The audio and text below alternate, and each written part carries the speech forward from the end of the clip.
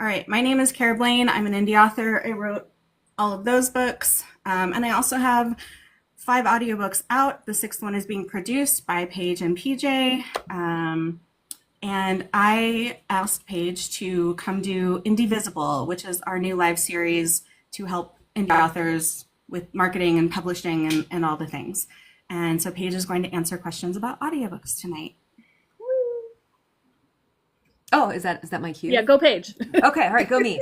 Hi, everybody. I'm Paige Reisenfeld. I am an audiobook narrator. Lux in Arms was actually that I finished was actually my 150th title. So thank you for that, Kara. Appreciate you. One of my passions is author education in the audiobook world.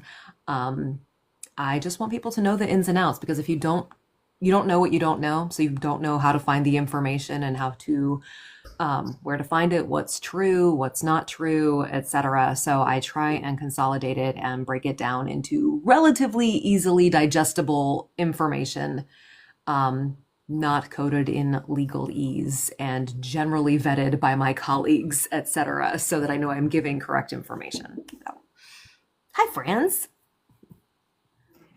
I'm Ash. I think my current thing that I'm saying is that I'm a writer in progress. I definitely not credentialed, but I love learning about the indie author space. And though I'm not an expert, I listen to the experts and help disseminate that info and help share and do the resources and tools thing. So very passionate about this community, and I love that we're doing this Indivisible series. And yeah. Yep. We also have done one on Kickstarters. That one's up on my YouTube. I don't know if Amy ever downloaded the newsletter one though. Not sure. Yeah. But the ones that I host, I will try to download and get up on my YouTube so folks can watch later because I know not everyone can make it at the time we set. And Amy will join us. Amy Nova is another indie author, and she's also been in marketing for 25 plus years. So that's part of why she's helping us with Indivisible and Yes. teaching authors marketing stuff because she's really the expert in that. So yeah, what questions do y'all have about audiobooks? Start typing it out, and maybe Paige, do you want to give a All little 10 of you. brief overview?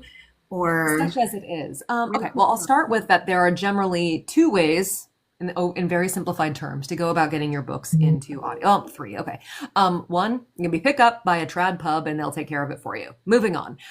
You can do a production company as an indie author. You can query a production company and they will, or even a small publishing company like Tantor or Podium, the smaller kind of mid-presses, who don't publish the books themselves necessarily, but get the acquire audio rights. You can query them or they may query you and pick it up, and they take care of casting, engineering, marketing, release, etc.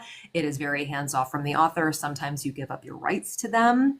Frequently you give up your rights to them. With production houses, it can go either way, where you keep your rights and you just pay outright for production, or they will buy your rights.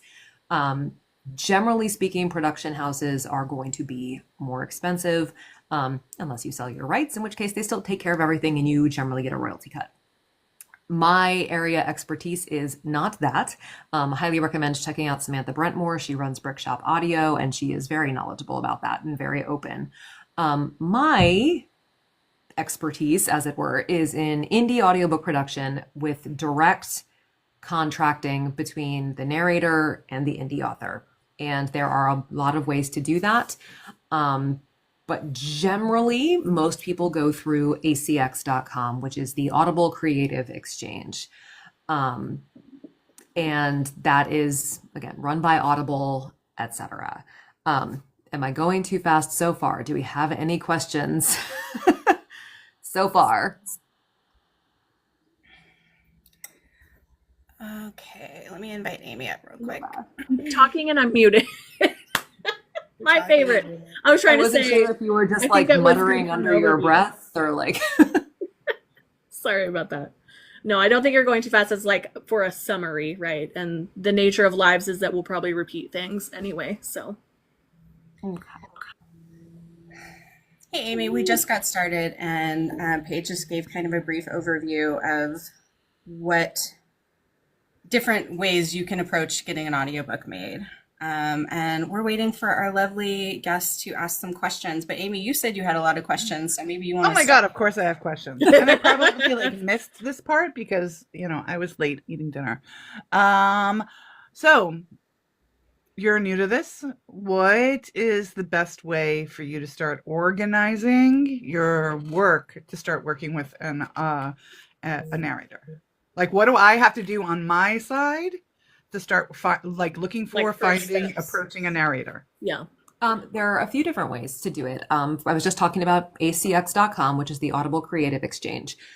You as an author, a rights holder, can post your book on the website, and you can set up an audition. And when you set up an audition, you specify whether you're exclusive or non-exclusive, and your budget, which can be royalty share, which is $0 out of pocket for the author, royalty share plus, which is a combination of royalty share and a per finished hour, but it's usually a discounted per finished hour, or just a per finished hour, also known as pay for production rate. But on ACX, you can set your budget and it shows up on the audition on what you're willing to offer, or the various buckets of PFH, per finished hour, that you are willing to pay. And then anyone who sees that can audition for you. You can also browse acx.com, various profiles, and send direct offers or ask somebody to audition on their Bones, my bowling ball of an orange cat. And then also, I highly suggest going through listening. If you listen to audiobooks, take note of who you like.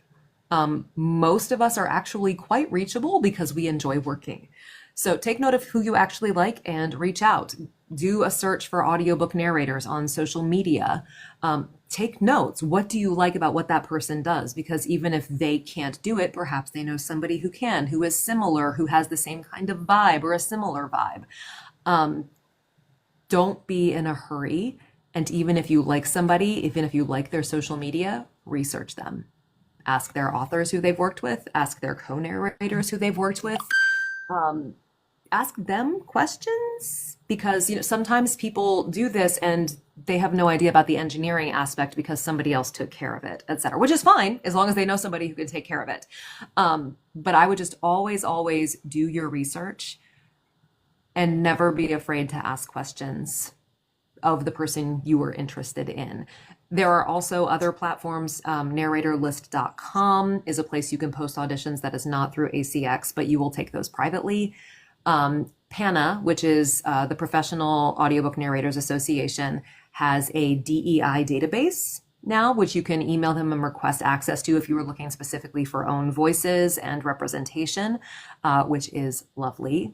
And there are rumors that we're talking about doing a general database for casting as well that authors can peruse. So again, that was a lot. There's nothing simple. Okay, let me rephrase. There's nothing simple, but it's not difficult. Mm-hmm. There's a lot. So That's such a confusing sentence, Yeah, but we get it at the same time. right. It's not a complex thing. It's just a lot. A lot of things. Yeah. That's why we're here. There are some questions in the chat.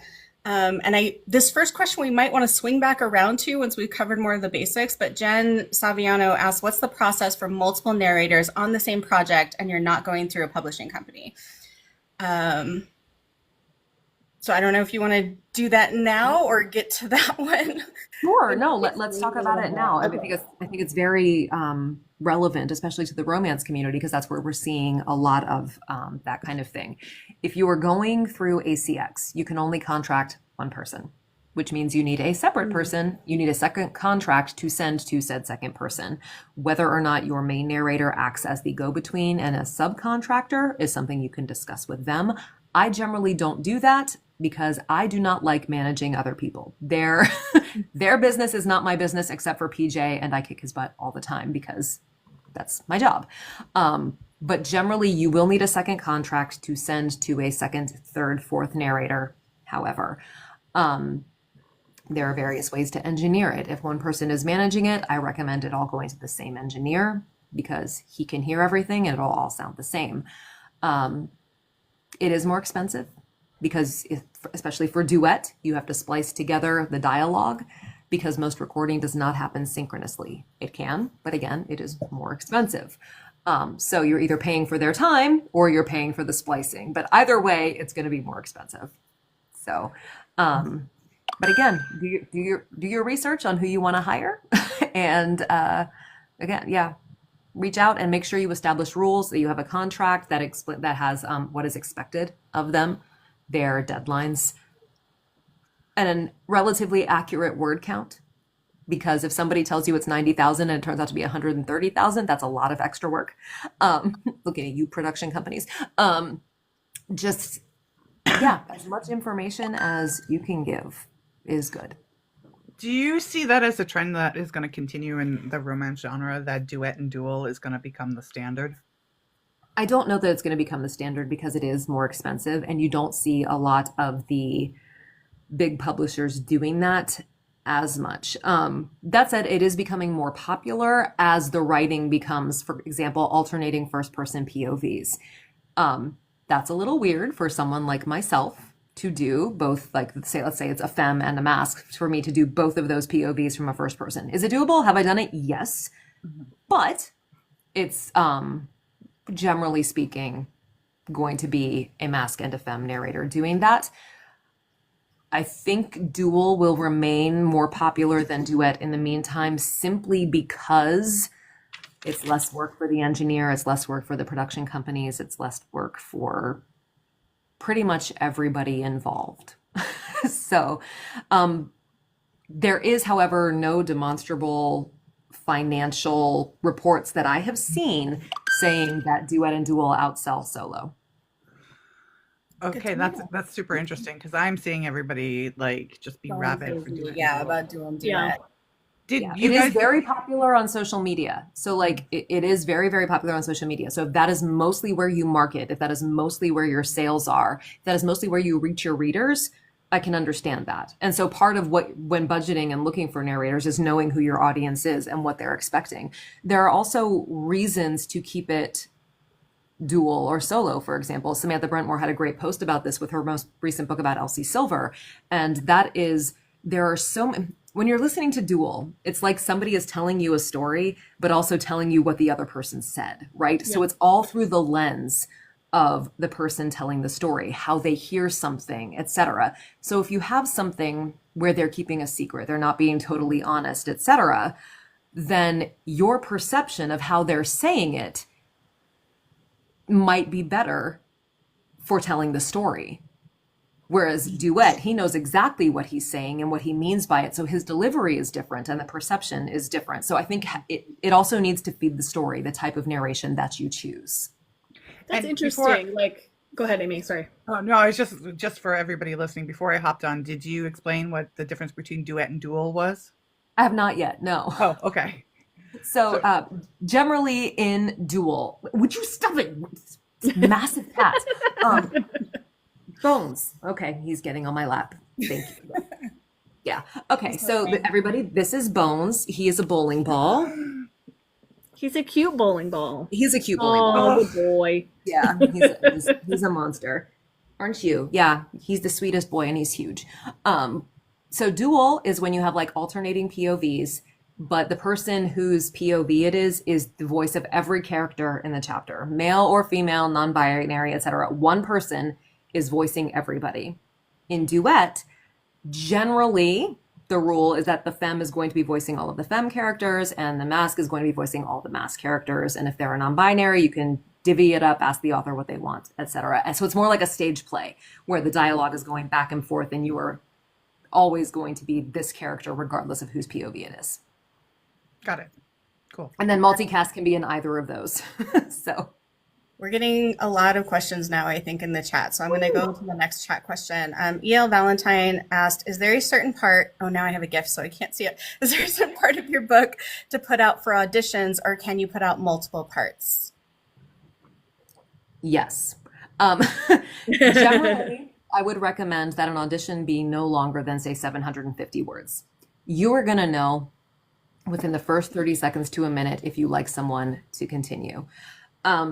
I would pick something that is most important to you or is the overall vibe of the book. That said, say your budget is listed on, would you stop eating my hair? Your budget is $200 to $400 per finished hour. You are going to get a shite ton of auditions on ACX for that. So if you decide you listen to, 60 auditions, there are like 10 that you like, that you really, really love, and you just can't decide, callbacks are a thing. We expect them. So you could reach out to those 10 and be like, hey, I really love what you did here. Here is another scene. Maybe it's a suspense scene and something that's overall romantic, but you want to make sure they can do action. Maybe it's something that involves a lot of accents, or you could put the accents in the very first part to make sure they can even handle that.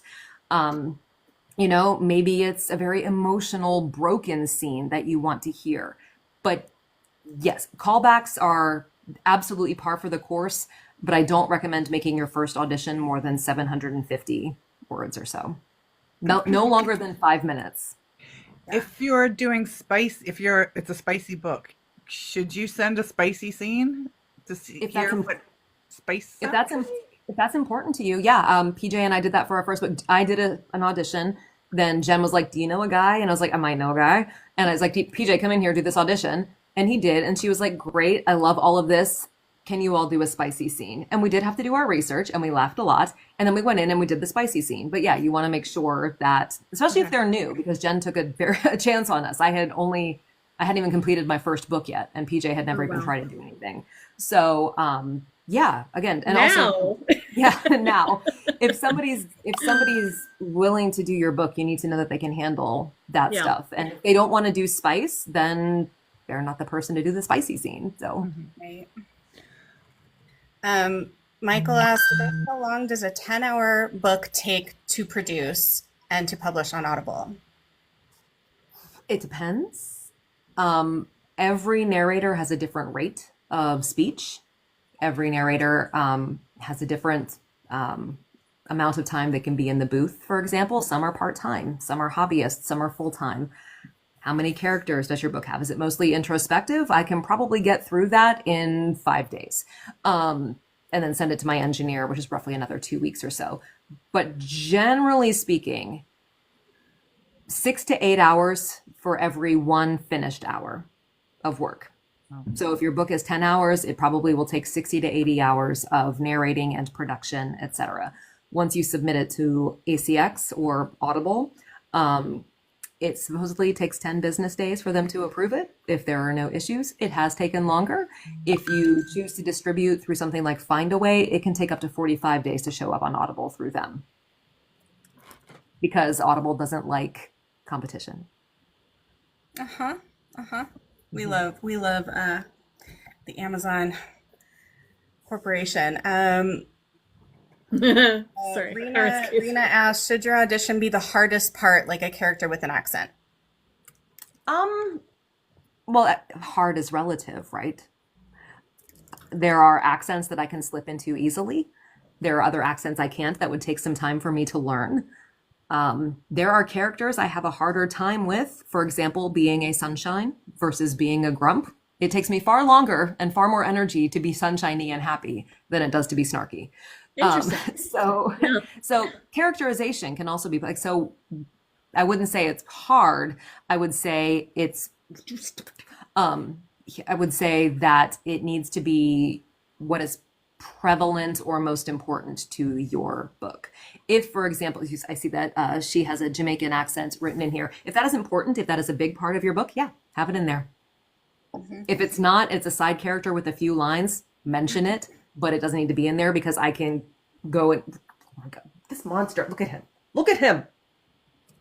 He's huge. We love him. I know, I love him too. He can't settle, and he weighs like 12 or 13 pounds, and he's just round. So like, I'm just, it's like, yeah.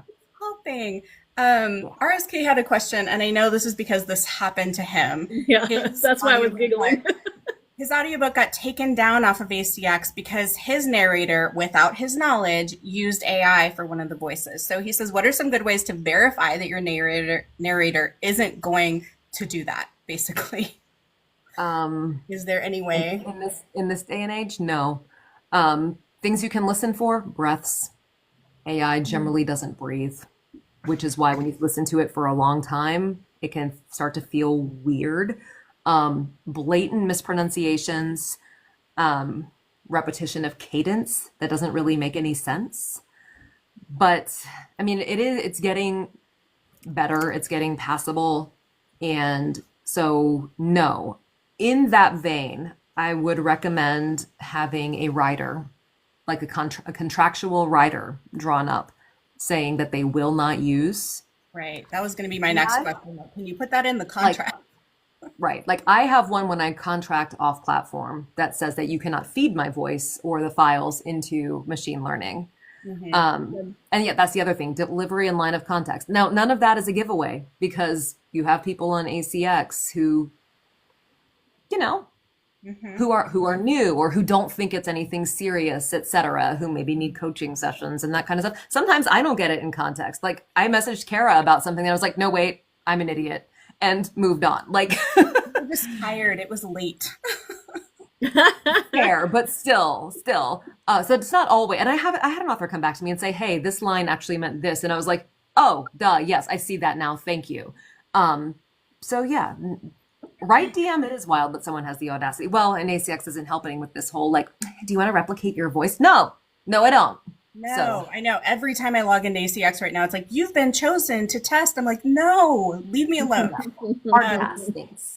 Dirk asked, as far as a number of narrators for a book with multiple POV, and I know his books have like lots of characters and lots of POVs. How many different POVs can one narrator do on average?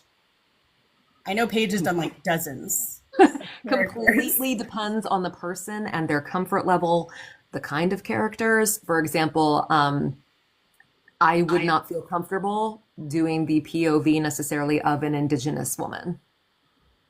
Like a Native American Indigenous woman. That's not me. That's not my story. So it's comfort level, as well as can they tell the story. But the voice is a malleable thing and we have hundreds. It's can you maintain them in say, for example, a first person POV. Third person is easier because that's another thing is the point of view in first person or third person. I can do dialogue in a raspy voice relatively well, but if you ask me to narrate 10 hours in a raspy voice, I'm going to be dying. So Yeah.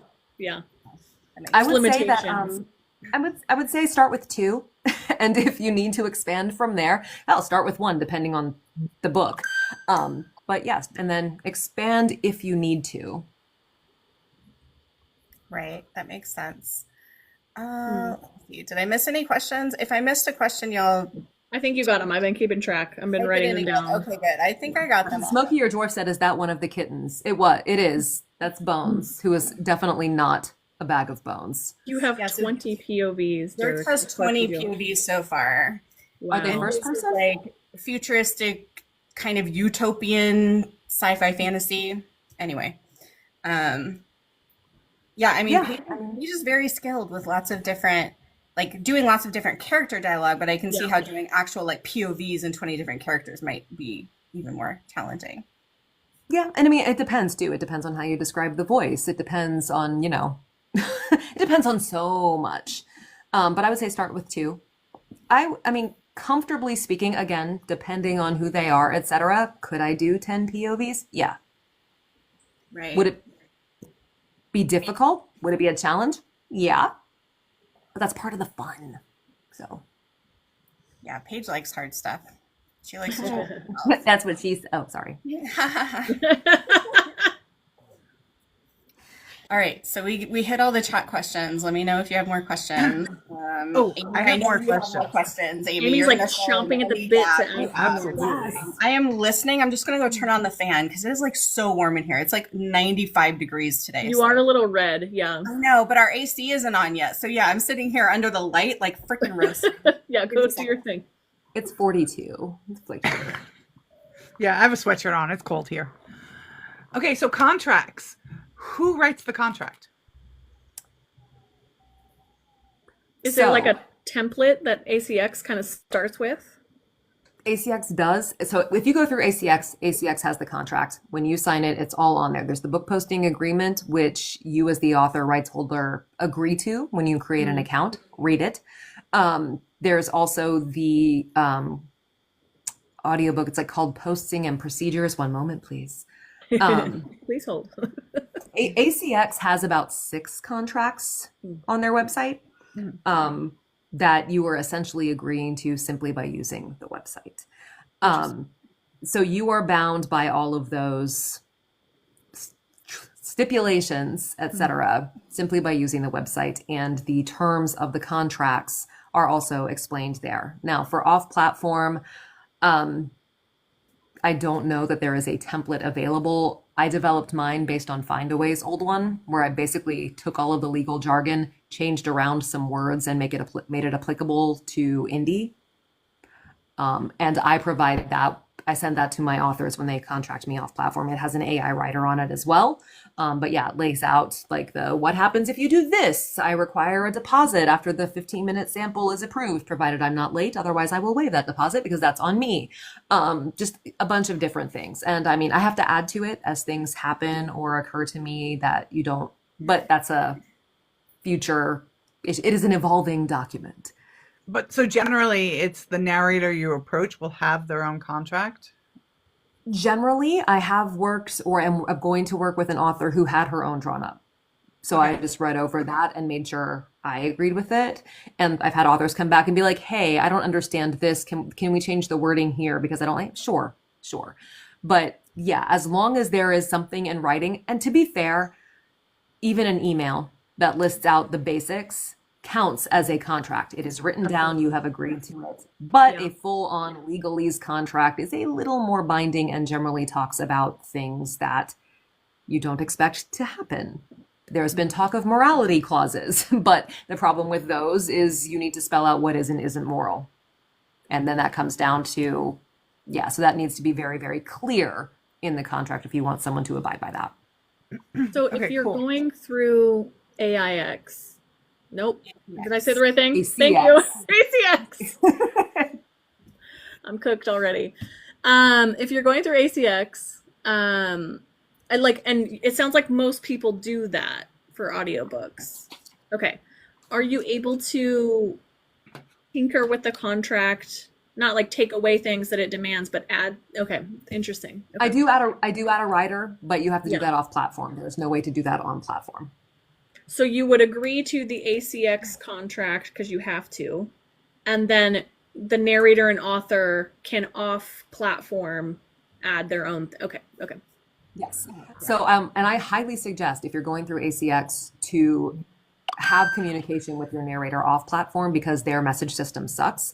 But anything official also needs to happen in the messaging system or they will not abide by it. So for example, if I need a contract extension, a deadline extension because someone got sick, which just recently happened, I emailed my author. And when she agreed, I sent her a message through the ACX messaging system that says, as per our email, we agreed to extend the deadline X amount of days. Please confirm.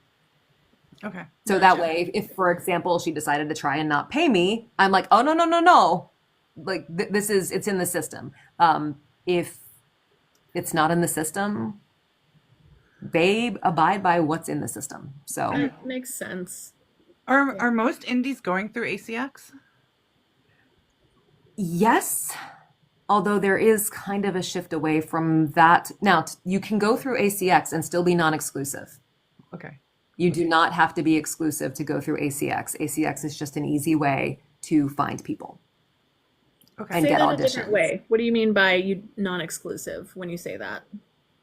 So when you go through ACX, it will ask you to be either exclusive or non-exclusive. Exclusive means that you will only distribute your audiobook on Amazon, Audible, and iTunes. Gotcha. Those are the agreement that it goes through. Non-exclusive, you distribute to ACX, Audible, and that, and then you can go to Findaway and distribute on Spotify, Chirp, BookBub, direct sales, etc. Okay. If you are exclusive, it's like KU. You can't take it anywhere else. Gotcha. Okay. Thank you for that clarity. Absolutely. You can only be exclusive for Royalty Share and Royalty Share Plus. That you cannot do non-exclusive for those. Because they have no way of knowing what the payments are off other platforms. Sure. Rena asked, can you approach a narrator directly? I'll say yes. Yeah, absolutely. Please.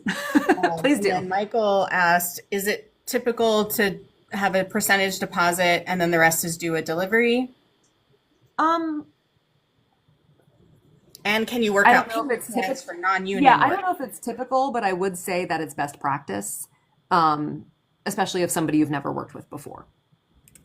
Like I said, my contract specifically states 50% after approval of the 15-minute sample. So like I've already prepped the book, I've done the sample, we've made changes, the author has agreed to it. Now I ask for 50%, and I hold that in my account in case there is a delay on the final end, so I can pay my engineer. And that way it's not coming out of my pocket to pay him if there's a delay on the other end. And I'm sitting here scrambling to pay bills. So, and then some people will break it up into thirds. I know some people do 30% and then 30% when they reach the halfway point and 30% at the, or whatever, that's 90%. But you know what I mean? 33, 33, 34. So, payment plans for non-union work? Sure. That's up to the narrator. Right. What's the rule of thumb for number of words to hours? ACX will tell you 9,300 words per hour. Most seasoned narrators will tell you it's less than that. For me, it depends on the genre, ironically enough. I've noticed a trend. I track all of that. My romantasy tends to be slower. My contemporary romance tends to be faster. But I average, based on my lifetime average, I do average around 8,900 to 9,000 words per hour. Okay. Interesting. So when I give and when I give a quote, I will say on the expensive end, the slow end at say 8,600, because sometimes it has been slow. Sorry, DM, it was like 8,300. Because it was just emotional and introspective, and you want to lean into those pauses and the melodrama. But then there's a lot of action sequences. It may speed up. So I will give them a range. Like here's what it would be if my speech rate is 8,300 words per hour. Here's what it is if my speech rate is 9,300 words per hour. Budget somewhere in there. Mm-hmm. If you go through Find a Way, or I just want to throw out that Authors Republic is another one you can use to distribute, can it be added to Audible the other way around for non-exclusivity? Yes. Yes. In fact, if you do go through Authors Republic or Find a Way, I still recommend uploading it directly to ACX as non-exclusive, because you don't have to make the author to the narrator there. You can already have the files and just upload it, but that way you bypass the fees that Find a Way and Authors Republic take for distributing. He was already fed. Sorry. And that's like a 20% thing. One thing I do want to make sure we touch on, because it seems like there's a lot of misinformation, is just like price in general. Like just for solo narration. Can you talk about that a little bit? Sure. I think there's misinformation or disinformation because we all charge something different, right? Yeah. We set our own rates. We are millions of small businesses. So there's no real uniformity. You can get your book for it's done as little as $0 out of pocket with a royalty share book.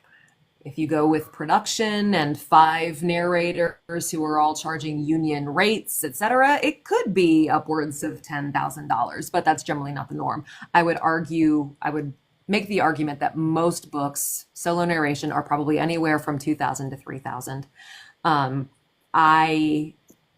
My solo rate is $300 per finished hour.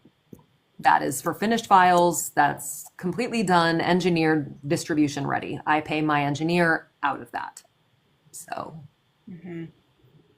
Okay. Yeah, I just see stuff going around, like especially using it as an excuse to say, I'm just going to use AI because I can't afford a $10,000 audiobook. And I'm like, I got duet narration and it was not $10,000. I can safely say that Savior, book 1 by Jen Saviano, was 35 hours and she did not pay us $10,000.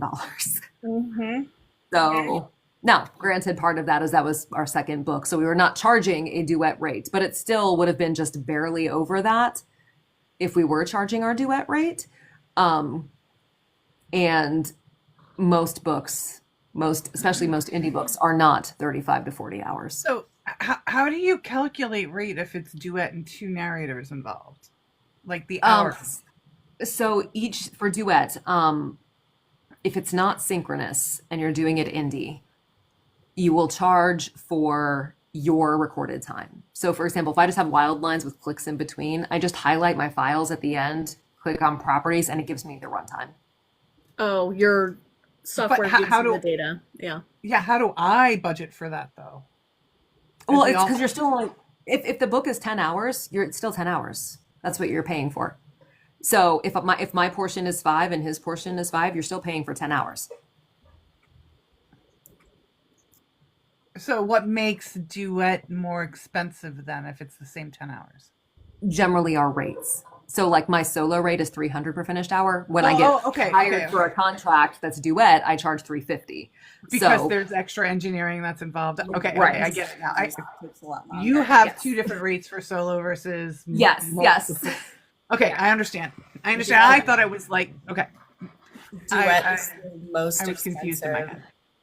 Is it reasonable to ask for a better rate for multiple long books?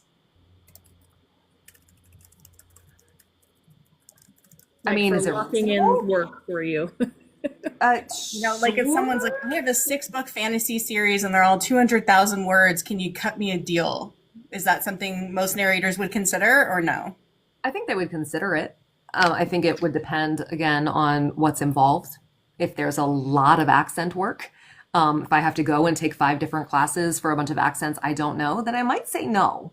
Yeah. But if it's something where it's like it's mostly this, yeah, like Chris says, you can ask. The worst we can do is say no. Maybe not point and laugh in public, but you know. I think more Dirk's question is, would that be insulting to ask? You know, he doesn't want No, I don't. I would not find it insulting, but I can't speak for everybody. Right. I would completely understand why. Now there are times where I've been like, okay, like I've signed on to this series and I'll do the first one royalty share, but the other ones we need to do like royalty share plus at least. Because again, royalty share is a gamble and I don't know that I can necessarily budget that much time for 200,000 word 6-book series and not make anything. So at least that way I'm able to pay my engineer So and not be out of can pocket. I ask a follow-up question about series? Yeah. Can you contract out for a series so that you know you have the same narrators throughout the whole series? Like, how does that work? On ACX, you have to offer per book, like each ISBN, and whether you and the narrator discuss whether they're going to accept it all and do it all at once, etc.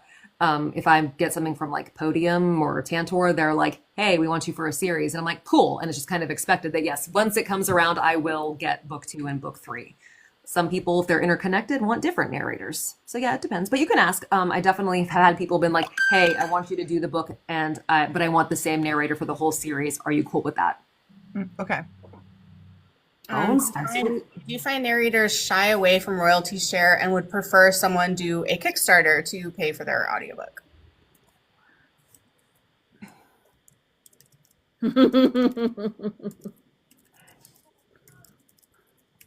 I don't know that I would say they prefer to do a Kickstarter. I would stop eating my hair. I would say that yes, there is some shying away because everybody wants money up front, right? Royalty share is a gamble. It absolutely is. And you know, we could spend on a 10-hour book 80 hours working on it for nothing. So certainly that is we would love to be paid for it. I don't know. But there are so many reasons to take a royalty share that I don't know. Again, it completely there are narrators who have made their career off royalty share only titles.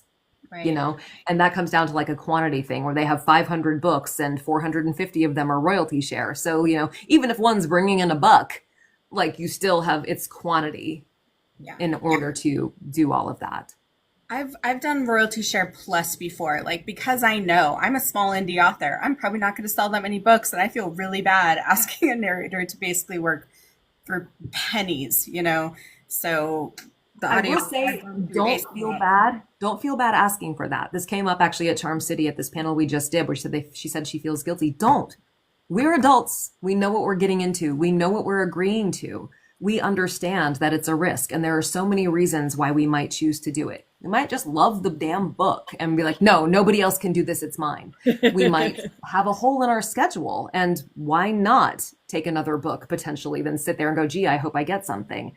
3, we might want to fill out our portfolio with a different genre. Perhaps we have a lot of romance and we want to do a thriller or a YA fantasy, or like, I don't get a lot of middle grade, but if someone came to me and was like, hey, I have a middle grade book and I would love for you to do it, but I can only do royalty share, I'd be like, yes, I don't have any middle grade. Absolutely. Let's talk.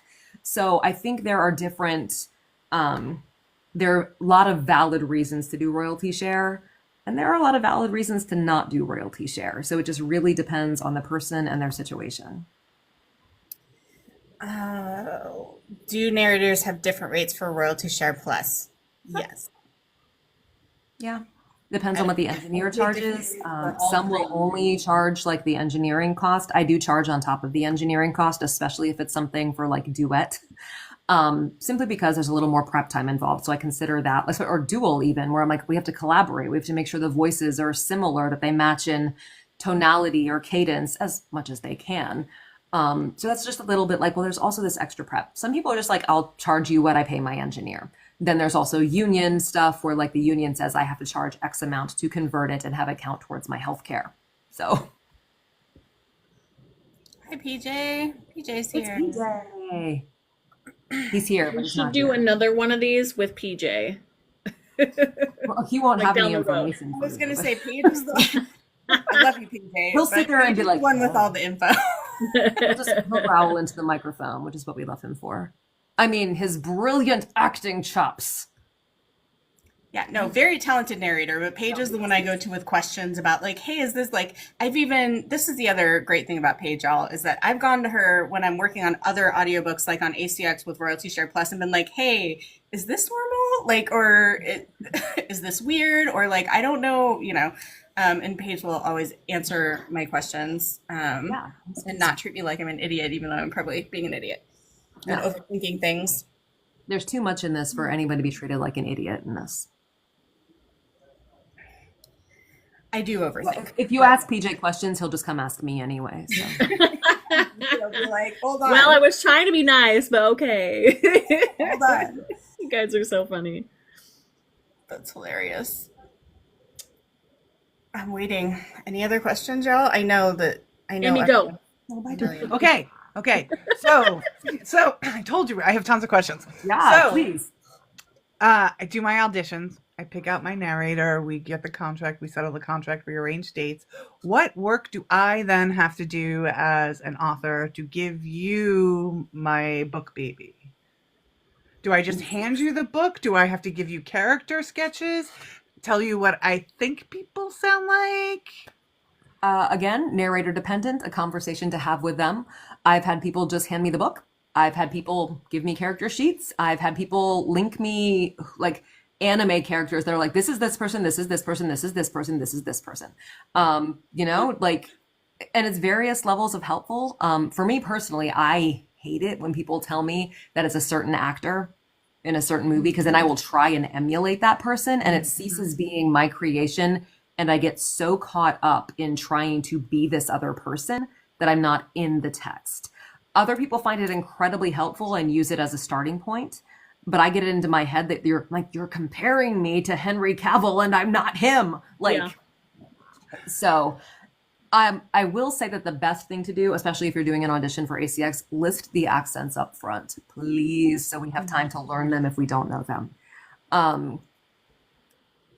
Any character, a basic character breakdown in terms of personality or vocal characteristics, I'm talking 6 to 7 words. I don't need paragraphs or whatever, are helpful because it helps me get in the vein of who the person is. Just like bubbly, extroverted, here's the age, here's what they do. Okay, I know what bubbly and extroverted sounds like in my head, and then the rest, the book and the text will tell me more. So Chris is saying it's helpful to have a character sheet. What is helpful on the character sheet for you? That's Besides it. that, what you just said about personality. Like, is there like stuff do you need to know what my dudes look like? Doesn't help me, but again, I'll find that in the text probably.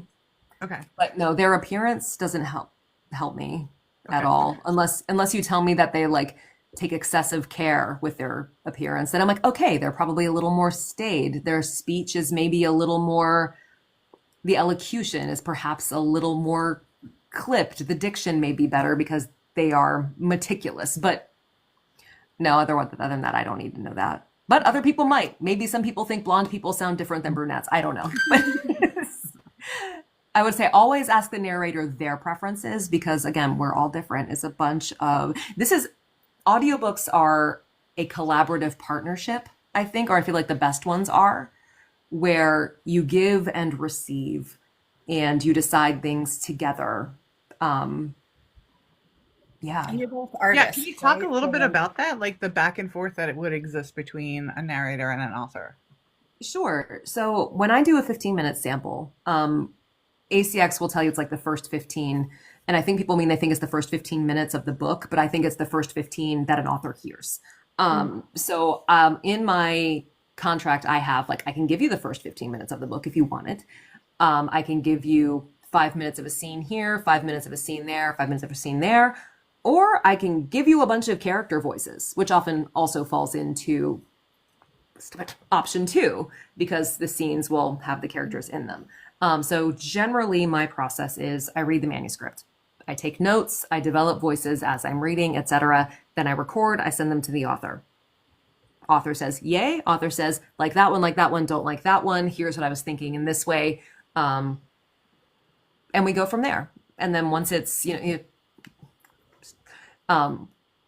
just back and forth. Never be afraid, especially in the first 15, to ask for changes or ask for something else. That is the time, because once you get the finished product and you've approved the 15 minutes and I've done a voice, I'm not going back in to change 10 hours of audio because the voice you don't like the voice. Totally And that's get that. actually in the contract. You don't get those revisions. The performance after the first 15, the performance is the narrator's. Creative direction reverts to the narrator. That's what I like to have the back and forth ahead of time.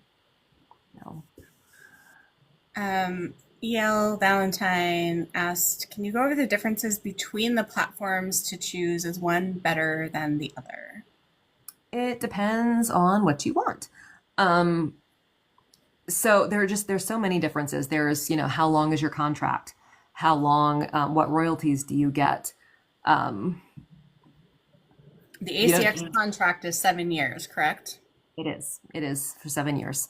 And for royalty and royalty share plus contracts, if you want to cancel it early, you have to have your narrator's permission and potentially a buyout, because they have agreed to do this for you in order to make up the money. So if you want to end that contract early where they do not get that money, they are then owed recompense or can request it at least. Non-exclusive, yes, it's 7 years, but you can take it down anytime. The narrators, they have no claim to any of it. The author retains all ownership of the audio. The only thing that royalty does is distribution rights. I don't know what to say about ACX right now because they're rolling out this new royalty percentage, all you can listen thing, which seems to be a whole lot of bullshit. But currently, if you are not exclusive with them, you will get 25% of the sales. 40% for exclusive. If it's royalty share, that is split in half, 20 to the rights holder, 20 to the narrator. Find a way. I think they're still claiming 80%, although they don't take a cut if you also distribute on Spotify. That's like 100%. But otherwise, you get 80%. But it's 80% of basically 50%. So, right. So when you list something on a distributor like Chirp, right? They list the audiobook for $10. Well, they have their cut.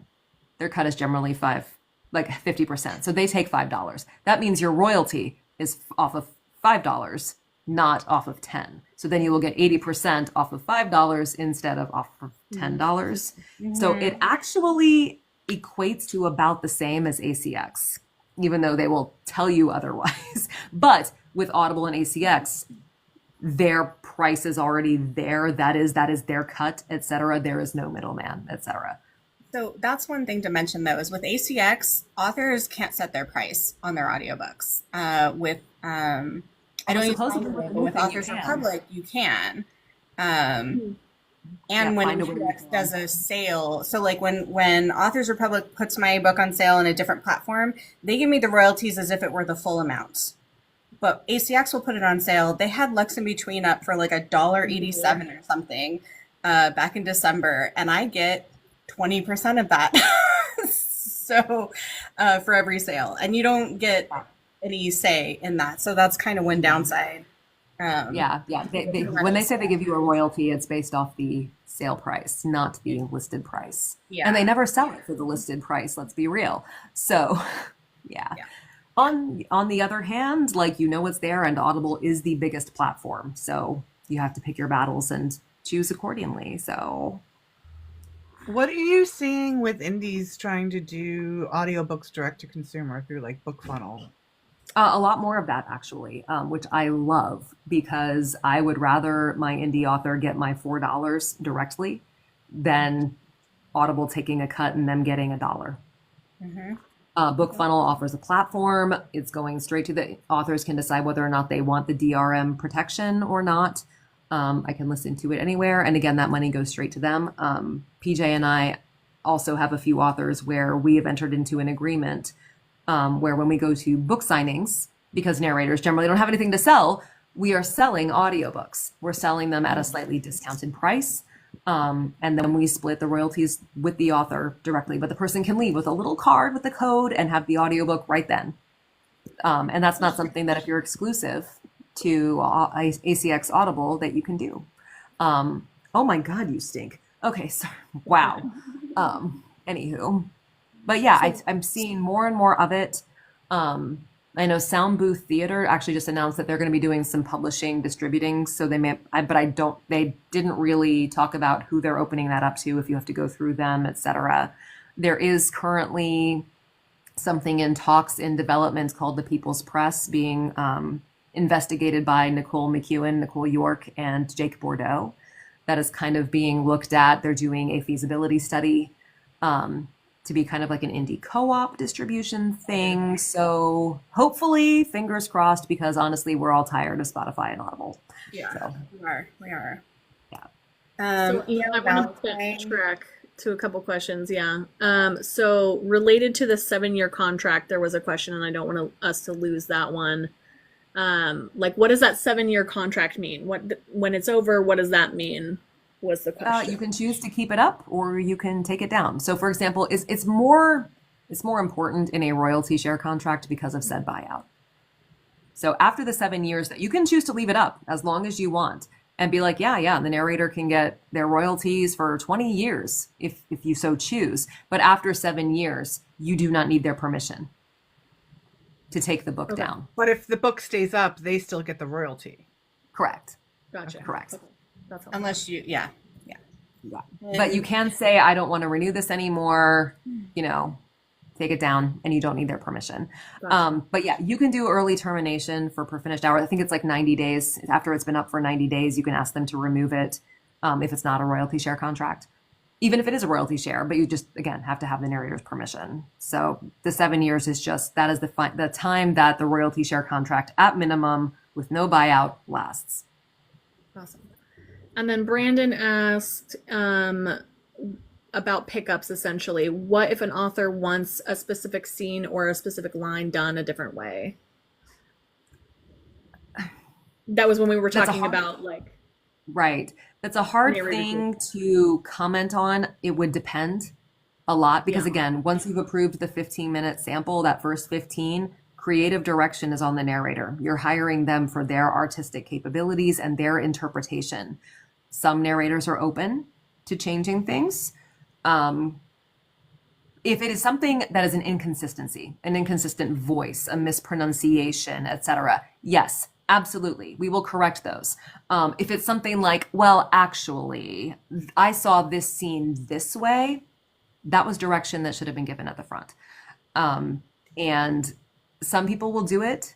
Like, I do have something in my contract that says I will make these changes for, I think it says $100 per studio hour, per working hour, which is not per finished hour. It means how long I'm in the studio revamping it, how long I'm waiting for my engineer, etc. So it could be an extra couple $100. Gotcha. Because that's my time, and it's very, very important. That is finite. That's all I have. If it's a line here, a line there, again, I misinterpreted. Like, the line I delivered works fine, but I misinterpreted the situation. Generally, most of us are fine with that. But micromanaging is very much discouraged. So we can, though, as an author, give direction up front if there's a particular scene that we're concerned about and want a particular emotional vibe to happen. Absolutely. Okay. Yeah. Okay, cool. Yeah, all of that needs to all of that is very, very helpful before we go into it. Okay, cool. And that's on me to tell you as the narrator, right? Yeah. Like if there's something specific where you're like, I really want, this kind of broken, raspy thing here just let me know. Okay. So then a follow-up to that, Brandon's asking, can you go through the book and explain each chapter beforehand? Like, could an author give you like a full breakdown, or would that be too much? I mean, I like a chapter summary, or like here's the overall tone. I'm not quite sure from the question. Brandon, do you want to, we'll give you a second I mean, to ask. You are welcome to give the narrator whatever you want to give them. But something to keep in mind is that their interpretation of anger, sadness, etc., might not be yours. So I generally like to say there are generally speaking, not always, reasons why we chose to do something the way we chose to do it. Sure, yeah, that's It fair. could be the character's context. And the other thing about asking us to redo things, especially if it's something emotional, it might not match up. My voice is different on a different day. I'm not in the moment when you're asking me to redo that line. So when it comes back, it may stand out like an orange crayon on a sea of gray, like as just not quite fitting Yeah. in right. So yeah, that's something to think about, is the arc of the scene, the arc of a monologue, etc. And like correcting a line in that may detract overall from that. I would also say, I mean, not that I'm a narrator, but like if the author is handing over their manuscript and needing to give excessive notes about like the mood, the tone, that like the reading of the manuscript should give that, you know, Yeah. in my And opinion. But like DM says, like you want to trust their ability. Like that's why Yeah. you're researching your narrator first. That's why you're trusting their artistic abilities and their skill and everything. So that definitely plays into it. When you have hired someone, generally you have listened to them already. You know that they are the vibe that you are looking for. I mean, you picked them for a reason, right? So you need to trust them in that aspect throughout the entire book. And we are not afraid to reach out. If I've got a question about a scene or something, I will reach out and be like, hey, I'm not getting this. Explain this to me. And it could be, it's not a commentary on the writing. It could be that my brain is just not working that day. Yeah. So, I mean, again, don't be afraid to Human or collaborate. something. Gosh. As far as like giving the narrator notes about certain scenes or things like that, Jen asked, do you want those notes put into the manuscript or separate? I would say separate so I can refer to them while I'm prepping, etc. Because something you give me in chapter 4 might be relevant in chapter 15, Okay. oh, this which is also why you interesting. prep the book ahead of time. So EL is saying that they have 3 Native Americans in their novel, but they don't have a particular accent because they're Americanized due to a lifetime involvement in the world. Should that be in the audition info? That an accent is not needed. Yeah, if an accent is not needed. Yes, because especially now, many people, for example, like myself, depending on how they appear, how often they appear, their POV might not be comfortable doing that. And I can be like, I know an Indigenous narrator, let me help you Yeah. with that. Like that might be the better choice And in that regard. not having nothing to do with accents, but Right. But in terms being of that who's I'm not best the right person to portray a Native American. Yeah. Yeah. Okay. Oh, LK Winner has a good question. And I know you've talked about this page on some of your posts, which is advice or experience on working with another narrator on the same project. And I'm remembering this specifically in the context of like masked narrators and which ones are like safe essentially to work with and which ones are not so much, that kind of thing. But yeah, that's a really good question. I With the femme yeah. narrator first before I choose a masked narrator.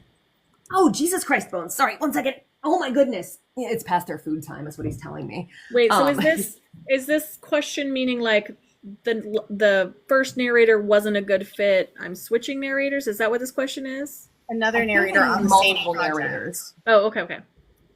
Yeah, any advice or experience on working with another narrator on the same project? I would say Group project, yeah. there are multiple ways to So go if about you it. have multiple. There are multiple ways Oh, to I go can't about hear it. Paige. Can you guys hear Paige? Yes. Oh, Uh-oh. Bones? I swear. I Okay. can hear her now. Okay. Swear to God. Sorry. Bones is letting me know it's dinner/bedtime. He is a monster. So if you've got multiple narrators on a project, there are a few ways to do it. Like I said earlier, you can only contract one person on ACX ever. Like there's no way to contract more than one person on ACX. So if you plan on contracting more, you need to have a separate contract to send to them, or they may have one to send to you. But either way, have it in writing, what they are responsible for, when the deadlines are, etc. Have it in writing. In terms of casting, on an audition on ACX, you can put that you are looking for dual or duet, and you can accept auditions from different people and put them together if you so choose. Again, I will say always vet them, look them up on Audible and see what else they've done, and reach out to those authors, reach out to their co-narrators and ask how it was, were they on time, etc. Another way to do it, and yes, we have made videos about this because there have been some problems in the audiobook world. Hire your femme narrator first and ask who she's comfortable working with. It's an unfortunate thing. I actually have a document of masked narrators who were fabulous to work with.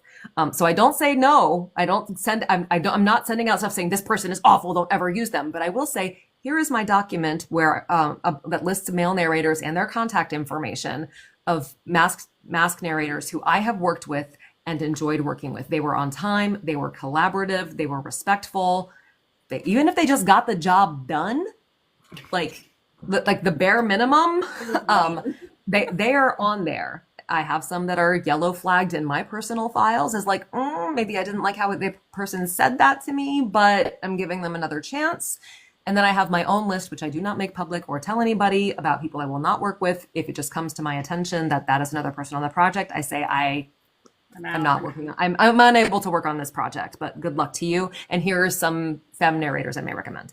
But again, I would say cast your femme narrator first, if that is a concern. And there are also people who have put together teams, right? Like I work with PJ frequently. I work with Christian Leatherman frequently. There are people I work with frequently, and I can just go to them and be like, hey, you want to do this with me? And they're like, yeah.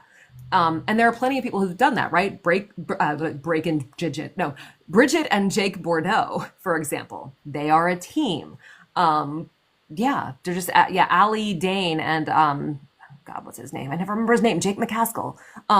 People who have worked together and know each other and have a rapport already, who will often audition together. So. LK Winner says, that's why I'm stuck on ACX, so the author would break the manuscript up. I think the author just always sends the full manuscript to everyone, and everyone knows their roles. Always take it's one contract on ACX. You're still contracting one book.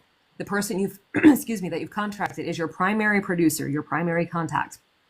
But you still need a contract with a second narrator to make sure that they are bound by the monetary deadline, etc. But you still will send the manuscript to both people, and just the person on ACX is the contact person. Excuse me. Bones, I get it. Phoebus. If you need to take a second to feed your cat, I please do. If you give me like 3 to 4 minutes, it shouldn't take that long. I'll be right back. Take a minute. You're fine. You're fine.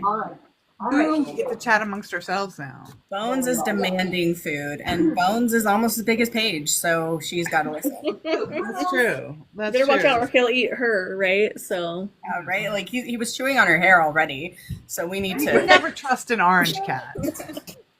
The first narrator would wreck the second, but how does the second get paid? So LK, what Paige said earlier is you're going to have to make if you're going through ACX, you will have to make a separate contract with the second narrator outside of ACX to work out those details, because ACX is only set up to split royalties between the author and the narrator, a single narrator. So you would have to have a separate contract if you're going specifically through ACX.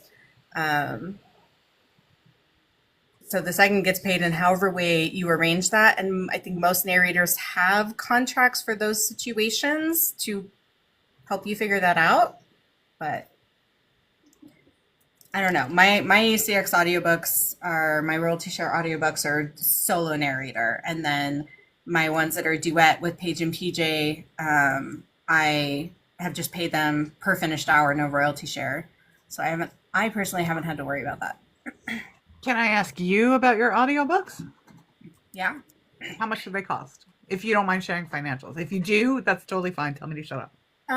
So my first few that I did on ACX, dear Lord. What was that? Yeah, some kind of gift. I'm getting chilies. Someone's sending me chilies. That was very dramatic. Okay. Very dramatic.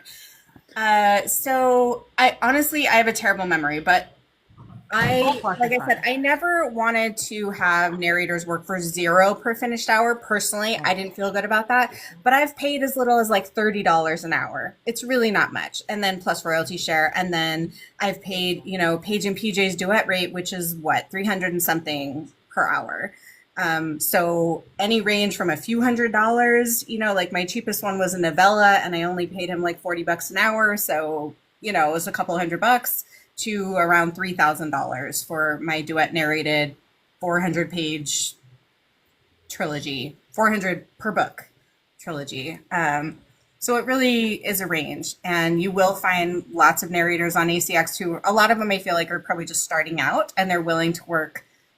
A lot of them are willing to work for royalty share only. Like I said, I just didn't feel good about that. So I try to like scrape together whatever I can to give them something per hour.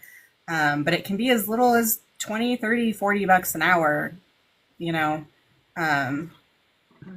it varies wildly, like Danny says. So I saw a question. Okay. So the first narrator would recommend the second, but how does the second get paid? So unless it's royalties, all payments happen off platform. So for example, if it is a duet, right? Or even dual, right? The engineer will come back to me. I'm your primary narrator. I upload everything, etc. And then I say, here is my invoice. It is for 5 hours on this 10-hour book. And the co-narrator will then send his own invoice for his 5 hours. So you still pay us each separately. Like ACX, you do not pay anything on ACX. All of that is taken care of off platform, PayPal, Venmo, Melio, what have you. But you will invoice them, pay them completely separately for their portion of the audio. Oh my goodness, Dresden. If that's the situation with two narrators, do you then both pay the audio engineer? Yes. Okay. Well, and again, it depends. That is generally the way I do it. Sometimes the person who is contracted, like as the primary person, will quote the author a raw rate and then have a line item for the entire engineering fee and be like, okay, you're paying me this, and then you're paying this for the engineer, and you're paying this for the other narrator. So it just depends on how the person you work with likes to do their accounting. But again, I don't like dealing with other people's finances. So I'm like, nope, you can invoice separately. I don't feel like tracking that I paid the engineer this and then I outsource the money and send it. Yeah, like no, because then I also have to send that person a 1099. Like, no, I don't want to do another narrator's 1099. So I get that. How long are you willing to like sit and chat? Because I don't want to. How long are we willing to sit and chat, Bear? I mean, he just wants to stay up all night. So yeah. I originally asked her for like 1 to 2 hours. I didn't figure we'd go longer than 2 hours, but Yeah, because we're at like an hour and 15 so far, and I just wanted to make sure. I'm good. I am only halfway through my beverage. Oh, delightful. I need tea, but I don't have any. What do you wish authors would do or would stop doing when they're working with a narrator?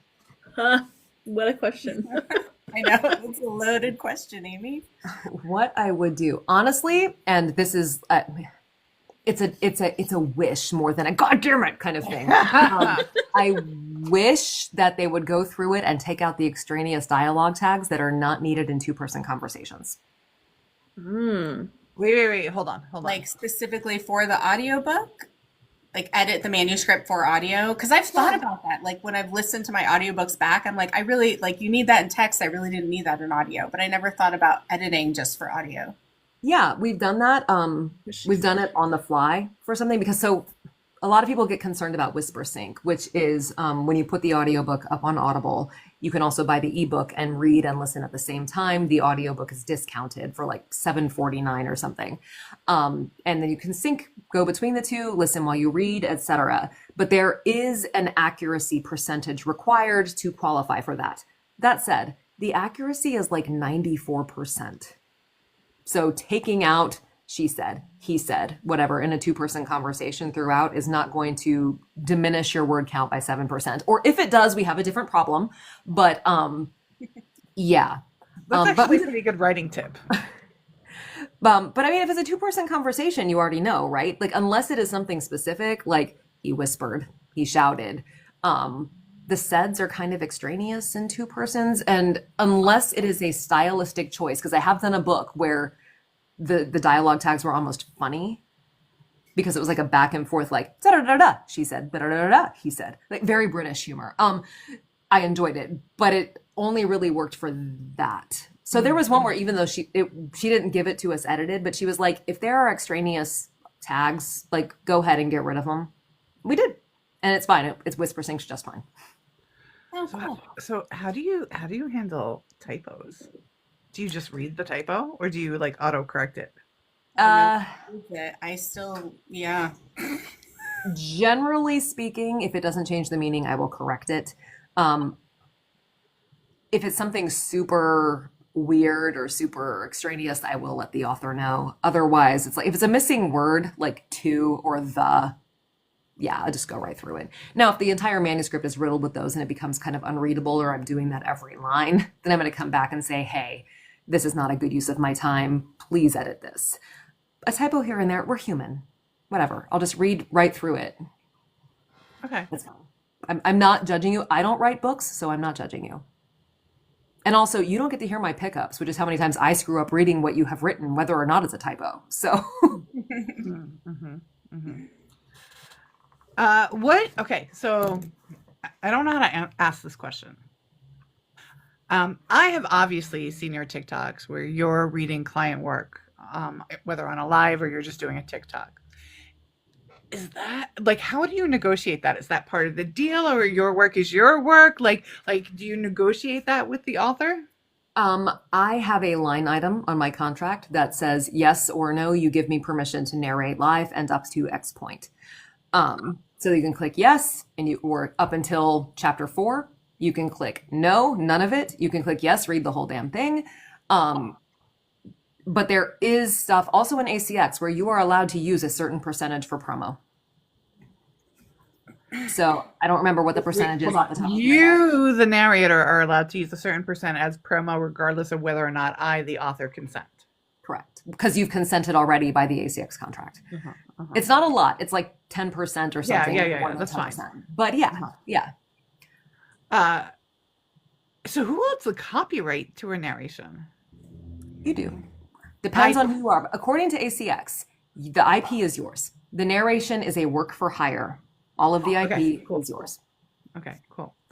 It may differ with a production company or a publishing company, but with ACX and generally in direct things, it is a work for hire. Like you've paid someone to come in and redo your bathtub, the tub is yours. I should hope so. I would hope so. Right. So the only thing that you are giving to Audible, ACX, any of these places, is the right to distribute. But otherwise, They charge for a lot. Anyway, to interrupt you, Amy, because there's a question in the chat. Could the author ask for a funny blooper reel before we get past the pickup stuff? yeah.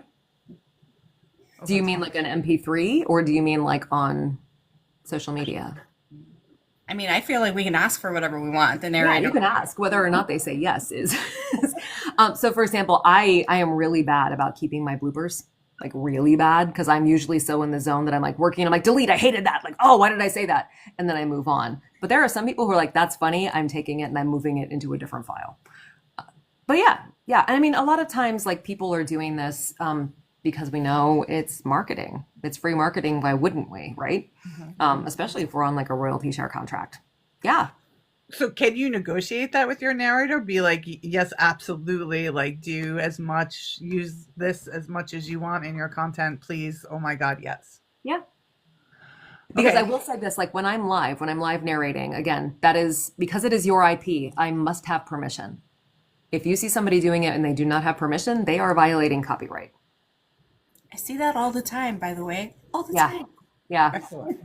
And you'll notice that some of the one of the popular ones that happened in the last few days, I believe she's sending cease and desist notices because you have to protect your copyright. It's already in audio. You do not have the rights. There's a little bit of an idea that social media is a free-for-all. That is not the case. It is not fair use. None of the rules apply. You must have permission of the rights holder, who is not necessarily the author, to do that. So, which is why I have it in my contract, or I have it in writing if it's on ACX, where to send a message, hey, do I have your permission to do this, until when, etc. And if not, that's fine. I won't do it. I don't get permission from a lot of the publishers. Right. So, how?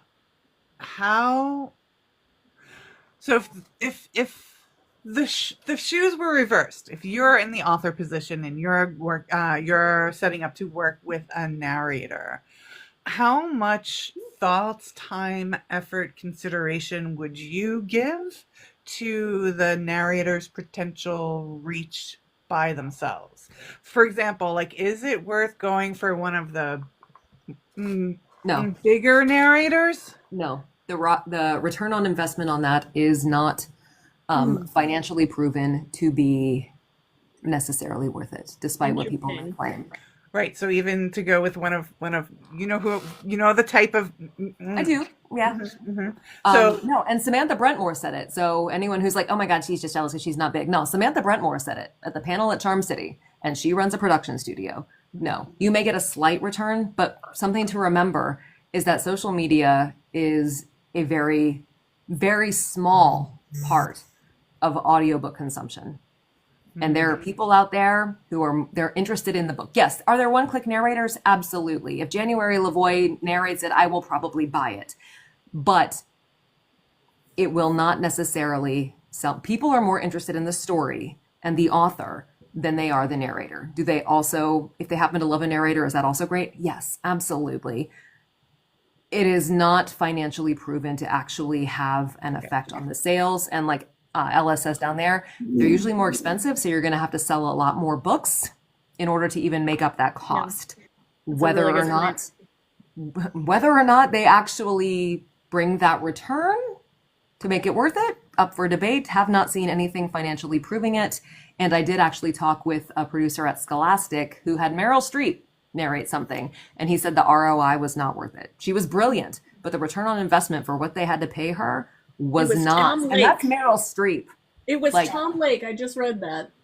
Oh, was it? Physically. Yeah, but Meryl Streep narrated that. Yeah, I mean, did a great job. she's fabulous, and she's narrated more than once. I don't remember which book it was, but he said that the return on investment for these celebrities, and celebrities are more well known than narrators, are not actually worth it. So anyone claiming that, ask to see the proof if they claim that. Yeah. I think it's more of like a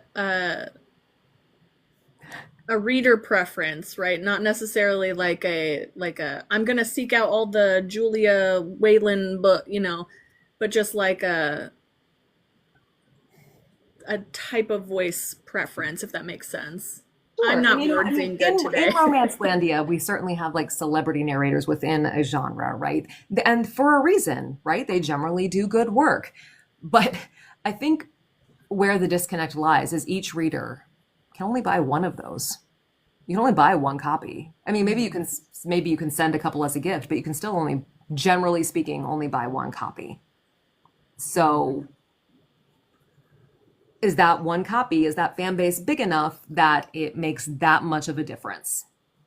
Financial proof says no, generally not. Interesting. Because if that were the case, they wouldn't need their own Patreons or whatever, right? Now, do you have a built-in fan base? Sure. Is word of mouth like good? Is that essentially free marketing? Sure. And if people are willing to pay it, that's on them. You can do whatever you want with your money. I just don't know that it is necessarily worth that. So do we have any other questions in the chat? I don't think so. I don't. Okay. I don't think so. So if say this is your first time as getting one of your books narrated, would you personally recommend that an author like spend a little extra money to be with somebody who has a lot of experience, or do you like take the risk on somebody who's a little bit lower price point and maybe a little bit less experienced? I think it depends on what they did with my work. Okay. Or what they would do with my work. Because just because somebody is charging $350 PFH or whatever doesn't necessarily mean they're better than the person who's brand new. Maybe the person who's brand new just got into audiobooks but has been acting or doing voiceover and cartoons for 20 years. you know? Okay. Yeah, a higher rate is not necessarily indicative of a better product. You need to cast the voice that you think will do the best job with your story. Right. And And that may also or some like bigger narrators are just really kind to indie authors and will do royalty share for a low PFH just because they can and they want to. And so not all big narrators are going to charge you an arm and a leg anyway. yeah, I think there's I'm sure certainly there's safety in knowing that this person who's known, who has work, can get the job done, right? They know that the product that they are putting meets all of the standard specs, et cetera. If they have repeat work, they've probably been on time, et cetera. But that's not to say that a new person can't do that either. And new people need people to take chances on them. Yeah. And that's how you build author relationships. That's how you build a portfolio if you want to do this as an actual job. And some people don't. Some people it's a hobby. But I do think that being upfront about that, especially in terms of due dates, like when I got my first book, I was like, it was 11 hours or something. I was like, cool, I need like 6 months to do this because I was also editing myself. I got it done in 2. But still, like now I'm like, oh, 9 hours. I got, that's next week, and it goes to my engineer. Like there's certainly a leveling up and experience that happens as you get more in the game. So someone new just might take longer. That should be worked into the deadline, etc. I noticed that too. Like the newer narrators I've worked with on ACX were a little bit slow. Like when you did mine so fast, I was like, whoa. Like when you did Lux in Between so fast, like that's the difference. But Savior took us 6 months. Yeah. So well, hers is lots longer than mine. What's the most challenging part of narration? Emotional scenes or subpar writing? I never like to call anything subpar writing because I don't write. Certainly there is writing that is better than others, but I'm not. If a person is sitting there judging the writing, they're not doing a good job on your story. It is good to somebody, it is good to the author, and it's on us to treasure it just like the person who wrote it. What a great answer. If you used AI, then I treasure it about as much as you do. So there's that. Gen AI, not assistive AI. We all know what I'm talking about. Again, I think the challenges are different for everybody. I actually love emotional scenes. I revel in emotional broken scenes. I want snot pouring out of my nose in the booth. Challenging sometimes can be like, I'm not making these connections. I'm not understanding why this is going from here to there, but it's on me to figure that out. It's on me to figure out the subtext for why this is happening. Or if there's a sunshiny first person POV, that's my hardest thing. That's her. Yeah. So narrating something completely opposite of your personality, right? Yeah, that's much. Sometimes it's fun, but it is definitely harder and takes me a lot longer to do. Rena asked, how many do you record in average a month? Or how many books can you record? I mean, obviously that depends partly on length. How many hours can you record in a month? Maybe. In a good month, I'm probably around 40 something hours per month. Last month was a little short because I got sick. And then I tried to do 60 in February, which was absolutely ridiculously stupid because it's the shortest month. Why would I do that? But yeah, 30 to 40 is generally a good place to be because, there's a thing I've heard of called work-life balance. What? Nonsense. Yeah. Nonsense. But it's also hard to say that because, again, there are some that just flow better. There are some that have 100 characters where I'm like, I need to go reference that voice again. What did that person sound like? So it's a lot more stopping and starting versus being a lot of inner monologue. So May asked if you get more debuts or more authors who have multiple books. yes. Both. Both. I've never actually sat down and figured that out. Bad Capricorn. I do get a lot of debuts though, or first in series too, which I love. I love that. I also love established authors who are like, you're great. I've had 5 others and I think you're good for this one. So yeah. A mix. I've never really sat down and analyzed that. But just as I would hope that somebody doesn't, again, someone took a chance on me, Jen, took a chance on me for my being a first. I didn't have any audiobooks out when she picked me. So I'm not going to be like, oh my God, it's your debut book. No. That would be silly because then I miss out on things like DM Darcy's debut, which is beautiful. I feel like I Yes. need to pick different narrators for my next couple to like just give Paige and PJ a break from my nonsense. But Never ever feel bad about that. Ever. There are so many of us and so many stories. Like, yeah, no, use other people if you need to.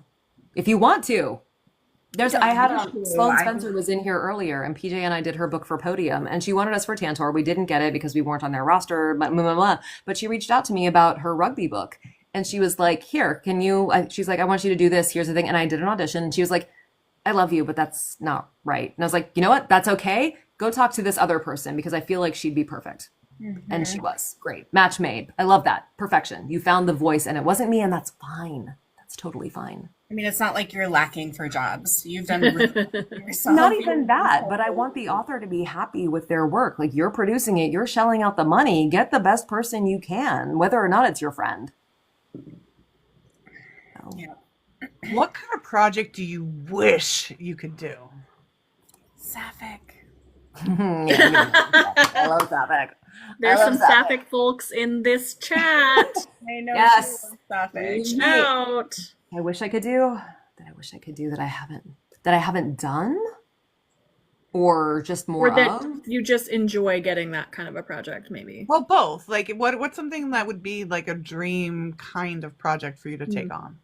I mean, a dream kind of project would be narrating for Erin Morgenstern. Because, like, The Night Circus I have 5 different covers of that one. That one's Nice. like, that's like, I read that and that was one of those like soul books. It spoke to me on a soul level. But I'm a genre hopper, so it's hard to say. Like, right now I have so many like thrillers coming up, which I'm like, yes, because that's what I reached out for and I'm getting them. Huzzah. And I'm like, you know what I would love? I would love a really weird, magical surrealism book right now. Like, I did one like my very first year, and I wish I could go back and redo it because it was a British company and they hired me to do British. But I listened to it and I'm like, oh, that was American. Ooh, that was American. Like, I would be so much better now. But it was so weird. And so magical, surreal, like suddenly a tropical jungle is blooming in London. It's so weird. And there are cats in every chapter. It was, oh my God, it was amazing. It was so much fun. It was so weird. I did a video. There's like an equation that I had to narrate. Yeah, I would love more of that where it's just kind of bizarre and you're like, huh? But also it's funny. Yeah. Yeah. It's called Foolish Heroines by June Wentland. Like, it's very, very feminist, sorry. Don't judge my accent. It went in and out. I don't know why they hired me. But they hired me over British narrators, which is really weird. And then they were like, do British, though. And I was like, okay. Okay. So But you mentioned that like you didn't want to, or you wouldn't want to voice Indigenous American, like first person POV or whatever. How do you decide like what you're comfortable with when it comes to that? it's difficult, right? Because I mean, I know Ruthie Bowles, if y'all don't follow Ruthie Bowles, you should. She made a video post about it at one point, and I made the comment, I was like, I would never feel comfortable doing a first person POV of a Black woman. And then a Black author came on there. She's like, but what if I have decided that you're the voice? And I would have to really analyze that. Because obviously it's her book. But at the same time, I have to sit there and think, what is the backlash from the industry? Yeah. Also, what is the story that is being told, right? I am not the person to talk about a Black woman's story in this society in this day and age. That is not my story. I could not possibly do it any amount of justice, because even in the deepest part of my psyche, I cannot understand that experience. You want somebody who authentically can understand that experience. If it is a Black person within the realm of fantasy, where they are not dealing with the same type of stuff, or if it is not a core, now this is so hard to say and not sound like I'm brushing it off. If it's not a core identity issue of the story, and depending on how prevalent it is, I would have to sit down with the manuscript and really think about it and dig into it, talk to the people I trust, like Ruthie, about it, and figure that out. Authenticity right now is just so important, especially right now. So I think I would at this point, I think I would even take a further step back and be like, no. That said, I'm doing a thriller where it's a third-person POV thriller, but the main characters are Chinese American or Chinese British, but she is a Chinese author. She picked me, and the story has nothing to do with them and where they came from. They are just people of Asian heritage. It's also third person. So I'm also doing other Americans, etc. So yeah, I'm still a little tentative, but at the same time, as somebody else made the point, the author who is of that said, you are the voice. Mm-hmm. So, Which is fair. I mean, yeah, I get that. Okay, do you still bid on projects, audition for projects, I guess, or do you have enough authors coming directly to you? I'm pretty sure you still audition, right? Because like for publishing companies and stuff for jobs you want. yeah, it depends. Some of the, I have not auditioned on ACX since July, which is really, really cool. Most of it has come from either people directly offering me things, directly sending me auditions, which I do not always get. But yeah, or publishers or smaller publishing houses reaching out and being like, here's an audition. Or sometimes it's even just, are you available? Here's the offer. It completely depends because they have like samples that I've done that they send to an author and like, here's the sound of their voice. So yeah, it completely depends. I don't audition as much on ACX now, but I still do get auditions from companies and authors just directly. Or not, or they're like, I want you. And in which case I'm always like, okay, but like, let me still audition. Because just because you like me doesn't mean I'm still the right person for your story. Yeah, that's smart. Yeah. Which I mean, I love it. But again, like you may hear me doing something, but it's still not your writing. And I think it is so important that you hear that person doing your writing because somebody else's writing is not yours. There's a chemistry that like needs to be present. And understanding too, because sometimes like the way it tickles your brain or the way it makes sense in your brain will change because the writing style changes, or you're even in a different frame of mind, right? Like maybe one month I'm super duper sad, and if your book is really happy and you saw a video of me doing something super happy 6 months ago, I might not be the right person at this moment for you. Yeah. How far in advance are you booked out? Now. December. So, yeah. No, really. I have some holes and I'm doing some shuffling, but yeah. I booked my last one with you guys at least 3 or 4 months ahead of time at the time. Yeah. Yeah. We didn't expect this. I'm not complaining. We like it. Well, yes, until like the past, so like I was like booking into October, but like the past 2 weeks, suddenly I've gotten 6 offers and 2 auditions from companies. And I'm like, and they're like, by May 6th. And I'm like, No. How long is the book? 4 hours? Can you give me another week? And then there are some where I'm like, oh, that's 16 hours. I can't do that until November. Sorry. Like if there are small things, I may be able to like slide it in here and there. But yeah, like long epics, I'm like, oh no, that's like a 6 months from now kind of deal. Sorry. If you're booked out that far, what do you do if you get ill? Because if you get like even a cold, like that changes your voice, right? Well, I am a little behind now. Thank you for asking that. But that would be on my calendar. I do not have myself recording on weekends. Okay. So when I book, I'm like, oh no, I don't do weekends, or like I have an open week here, etc. I mean, that's always the goal anyway. Whether or not I stick to that has not been the case and probably won't be for another few months. But yeah. And part of that is just communication, right? Because our voice is our job. Yeah. So if we do get sick, I wasn't late. I was late on 1 book. Okay, I'm late on 2 books. I lied. But I'm late on 2 books, but I reached out. I was like, look, I got sick. This fell behind. I need to push out this deadline. Is that okay? If it's not okay because I haven't started and you want to hire somebody else, please do. But I want to make sure that we are in communication and that we all know what is happening. So It's just a matter of communication. Honey wants to know why you're so booked. Because she's amazing. Because she's amazing. Because Paige is so skilled and can do a gazillion accents and is also super professional and efficient and awesome. What LK asked, what makes you want to audition for a particular project? So many things.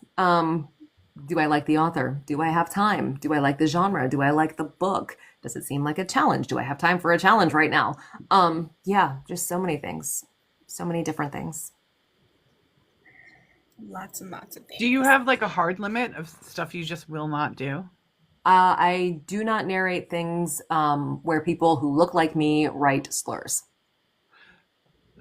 That's and any kind of like for titillation age play. I did when I was doing children's theater, we did a CSA reach out play, and I had to go and talk to kids who may have been experiencing this kind of thing at home. So I'm not schmink shaming, but that is not something that I can, after experiencing that, that's not something that I can do well. Understandable. So Understandable. I'm presuming you do a mixture of like nonfiction and fiction too, or is it all fiction now? no, I've done nonfiction. Actually enjoy nonfiction every now and then. I've done a couple memoirs. One, because of my previous experiments, was a CSA survivor's memoir. And that was hard. That was a long 15 hours in the booth, or however long it was. It was a long, long book. It was difficult, but it was beautiful. And if she went through it in real life, I could narrate it. It's the least I could do. But then I've also done a really cool, there was one called Psychedelic Outlaws that was about like psilocybin used to treat cluster headache. And trying to get that from the underground of we're not supposed to be growing this to getting it into academic studies at like Yale and Harvard. Because I don't know if you all know what cluster headaches are, but they are terrifying and awful. And if you look them up and watch the videos of someone suffering from it, it's horrendous. And because of legislation in like the 1940s, some of those substances are like Schedule A substances and are not allowed to be used without a whole lot of oversight, even though it was based on faulty studies and perceptions. My brother has a traumatic brain injury and would benefit highly, but the military says absolutely not. Fabulous, fantastic information, though. It was amazing. What's the title of that? Psychedelic Outlaws. All right, thank you. Yeah, it's so good. It's so good. No reason. Has a TBI and has migraines and stuff. And migraines were one of the things they were looking at it to treat. Cluster headache, like, so they did a pain scale of like 1 to 10, where like number 6 is getting pew-pewed, and cluster headache, that was a 6. Cluster headache is a 10 on the pain scale. Migraines, I think, were a 4. I have a friend who has cluster migraines, which I didn't know was a thing, but that sounds like It might be part of it. Yeah. The hazing project, Jen. Yeah. That was a nonfiction. That was a hazing ritual. I don't appreciate it. It was a 13 hour, came out to 15, holistic cancer treatment book. Every other word I had to look up how to pronounce. So I honestly think I spent more time researching than actually narrating. But then also every sentence was like a full on paragraph. So if I missed one word, the pickup was the entire paragraph. Yikes. But I was like, they're never hiring me again. This came in like 2 hours over. I said curcumin instead of curcumin like 95 times. They're never hiring me again. Oh, no. So they did hire me the next month for a romance multicast. So, and then Mike Lenz, who is a pharmacist, was like, we all say curcumin in the pharmaceutical industry, curcumin. And I was like, table flip. But So we have 15, 20-ish minutes left of our 2 hours. So folks, if you have more questions, please drop them in the comments. Rena, if you have a go ahead. favorite accent to do, can I guess? I've watched Paige so much on live narration. I think she likes Russian. I do like Russian. I go into Russian very quickly. I have Russian minor. So I do. Russian is fun. I don't get to do it that often, but it's fun. Oh, this is a good question because I'm going to actually have this problem. How do you handle foreign languages that you do not speak or accents that you don't know? Accents I don't know is pretty easy. I go to a coach, or I go to the International Dialects Archive and just listen over and over. You want BBC London Estuary British? I'm going to BritBox and I'm watching tons and tons of shows. Brooklyn, New York, I just watch My Cousin Vinny over and over again. Yeah. Or is that you're saying that's my favorite accent? I do love my Brooklyn, New York. Like Marissa Tomei is like everything to me. That one also goes, yeah. You're so good. But languages, if it's not one I'm familiar with, I will generally ask around in narrator groups if they have a source and ask them to speak the lines for me, offer to pay. If it's one I'm familiar with, well, I'm familiar with it. So you would take on a project that had a few pieces of dialogue in a foreign language that you don't know, you don't speak. Yeah. That's not like a no-go for you. No, She's so good we're at such an interconnected world that finding somebody to say it is, yeah. Okay. You will learn it. And so when you do like hire a coach, you're just paying for that as a business expense, basically, like a write-off, and you pay for that. Like the author doesn't pay you extra for that. No, I know some people will charge more for extra accents. I don't, because I believe I am adding to my marketing toolbox later. Okay. Like I had to do for Andrea Janelle, her when Araminta grieves, I had to learn a Cumbrian accent. So I went and got coaching for that. And I did it. I did the book in Cumbrian, but you know what I have now on my website? I'm like, I can do Cumbrian. Yeah. So that's a good way to look at it for sure. yeah. So I have an obscure and a completely selfish question. Yeah. So I am planning towards the end of this year to start a book series, and I know in that book series, towards the way, way, way, way end, that there is going to be a scene that happens in broken Japanese, right? I happen to speak Japanese. 本当に私も Oh, not a hodo. ここで勉強しました。 Oh, well, then I'm going to hire you. That's it. So I don't have to ask the question anymore. Problem Like, solved. so if I know that up front, but the third book may be like 2 years, 3 years out, should I already be planning for that when I start searching for a narrator if I want one narrator to do the whole series? I would mention that. And Because again, like languages themselves, because we are so connected, are actually not as difficult to to do as accents almost, because I can find somebody and pay them to say these lines for me and just emulate it, right? Okay. Just mimic it. The accents themselves are harder. Like, do not ask me to do a Japanese accent speaking English right now, because I would have to go fully listen to Ken Watanabe for 24 hours. Oh my God, like the hardship, right? But Yeah. but the languages themselves, I think, are easier in terms of audiobooks than the accents. You're so talented. Thanks. I mean, I know it's skill and you've worked hard for it, but like you also have the ear for it, and like you're just amazing. I watched a lot of anime. That makes sense. And then actually my school offered Japanese by satellite. And because I was into anime, I was like, yeah, I'm going to take Japanese on this video screen. Like, that's my language. So, and then I have a Russian minor. So, and then I studied voice. So I also do French, Spanish, Italian, Latin, German. So That's amazing. Making notes now. Paige is amazing. which is not to say that I always understand what I am saying. Like if you write it in the language, I will still probably have to look up what I'm saying, but I can pronounce it. I have memorized entire speeches, and I'm talking like 20-minute speeches in Japanese, and have not understood half of what I've said. So I totally get that. Totally get that. I still have like my voicemail from when I lived in Japan memorized. I love that. I recorded it so often for so many other like foreigners who lived in Japan. So I get that. I love that. Yeah, anime is a real driving force. It is. Paige, what is your favorite like genre to do?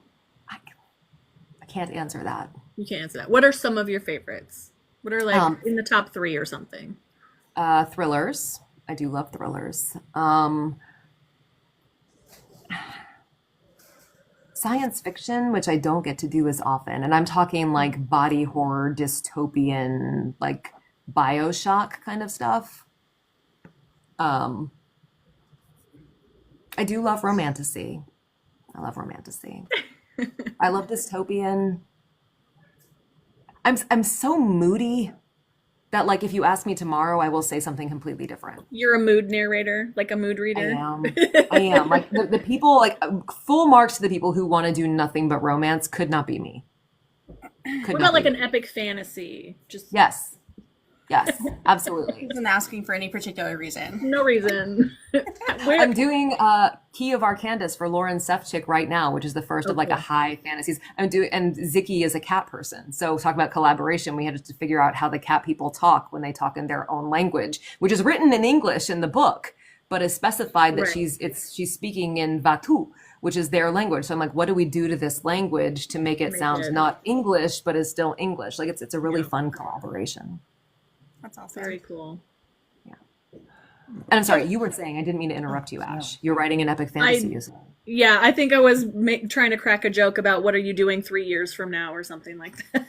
I mean, I will pencil you in. Now I have a deadline. Yes. If it makes you write faster, we'll go. We'll go. Another March 2028, you said? Done. Done. That's another like technical financial matter to address though, because I was surprised when I first booked Paige and PJ that they didn't ask for a deposit upon booking. Do some narrators ask for a deposit upon booking or not until like the first 15-minute deal? Some do.